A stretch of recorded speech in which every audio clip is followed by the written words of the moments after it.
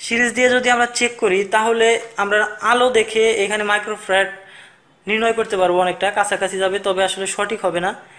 তো আমরা যে দুইটা ধরলে সবচেয়ে কম আলো হবে, অপর যে টার্মিনালটি বাকি থাকবে সেটা হবে কমন টার্মিনাল। তো আমরা এটার মধ্যে এবং এটার মধ্যে ধরেছি, আলোর ইয়াটা আমরা দেখে নেই এবং এটার মধ্যে দেই। দেখেন আলো কিন্তু অনেকটা কমে গেছে এবং এই দুইটাতে এখন ধরি আরও আলো কম হয়েছে, অর্থাৎ এখানে রেজিস্ট্যান্স অনেক বেশি হয়েছে। এই দুইটা ধরেছি আমরা, এখন কিন্তু সবচেয়ে কম আলো জ্বলছে এবং আমরা প্রথমে ধরেছিলাম এটা সবচেয়ে বেশি আলো হয়েছে এবং এইটা ধরেছিলাম তার চেয়ে একটু কম হয়েছে এবং এই দুইটা যখন আমরা ধরতেছি তখন একদমই কম হয়েছে।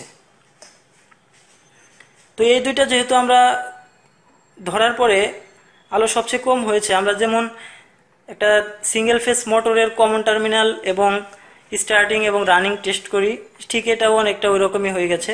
তো এই দুইটা ধরার পরে যেহেতু সবচেয়ে কম হয়েছে, আমরা এখন বুঝে নেব যে এই দুইটার সাথে মাইক্রোফ্যারাড এইটার সমন্বয় রয়েছে, অর্থাৎ এটার সাথে কানেক্ট রয়েছে।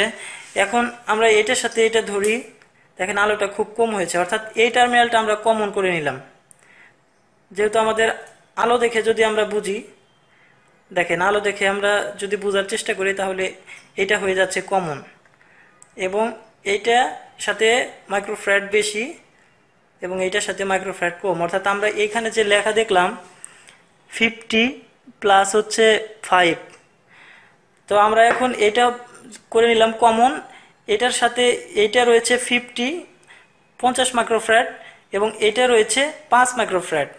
তো আমরা এই ধরনের ক্যাপাসিটার এসির কম্প্রেসারের সাথে উইন্ডো টাইপ যে এসিগুলো ব্যবহার হয় সেখানে ব্যবহার হয়, তাছাড়া অন্য ক্ষেত্রেও ব্যবহার হতে পারে।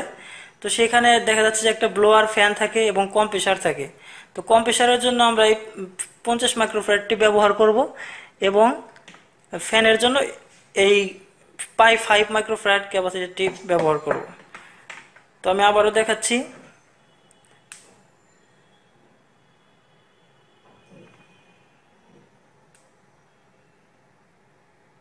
তো এটা আমরা প্যারালালে দিয়েও টেস্ট করতে পারি, প্যারালালে অল্প সময় ধরলে এটা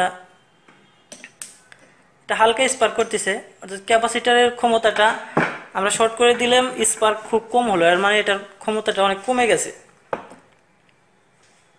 তো আমরা এখন এখানে দেখেন 12 মাইক্রোফ্যারাডের এখানে দুই টার্মিনাল, তো এখানে 12 মাইক্রোফ্যারাডই রয়েছে এবং 5% টলারেন্স রয়েছে, 5 কমতেও পারে 5 বাড়তেও পারে। তো এখন এখানে দেখেন আলোটা কিন্তু বেড়ে গেছে এবং এভাবে কিছুক্ষণ ধরে রাখলে এটা চার্জ হবে।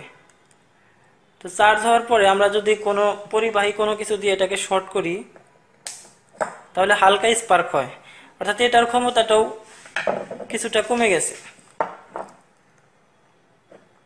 এখন আমরা এইটা টেস্ট করি। এখানে মূলত দুই টার্মিনাল, এইটার সাথে এটা শর্ট এবং এটার সাথে একপাশে ছিল সেটা ভেঙে গেছে। তো আমরা এখন এটাকেও টেস্ট করি, আলো দেখে কিন্তু এটা বোঝা সম্ভব।